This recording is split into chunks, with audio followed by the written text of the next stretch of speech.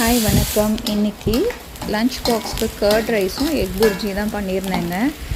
இப்போ எக் புர்ஜி எப்படி பண்ணுறதுன்னு பார்க்கலாங்க. கொஞ்சம் எண்ணெய் ஊற்றிட்டு வெங்காயம் போட்டு நல்லா வதக்கணும். அதிலே கொஞ்சம் தக்காளி, அப்புறமா உப்பு, மஞ்சத்தூள், அப்புறமா ஒரு 1/2 ஸ்பூன் மிளகாத்தூளுங்க. இது எல்லாமே போட்டு வதக்கணும். நல்லா வதக்கி பச்சை வாசம் போன உடனே இது நல்லா ஒதுக்கி விட்டுறணும். சைடில் எல்லாம் வெங்காயம் தக்காளியோட கலவையெல்லாம் ஒதுக்கிட்டு ஒரு 2 முட்டையை நல்லா பீட் பண்ணிக்கணும். தனியாக ஒரு கிண்ணத்தில் ஒரு 2 முட்டையை நல்லா பீட் பண்ணிக்கணும் ஒரு கிண்ணத்தில் இந்த மாதிரி.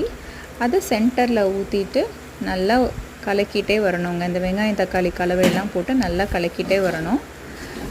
கொஞ்சமாக கருவேப்பிலையும் போட்டு நல்லா வெந்ததும் கடைசியாக கொஞ்சோண்டு கொத்தமல்லியும் தூவி இறக்கிடலாங்க. இந்த மாதிரி பாருங்கள், இப்படி தான் வரும். இதுக்கப்புறமா நல்லா வதக்க அந்த பச்சை வாசம் எல்லாம் போயிடும்.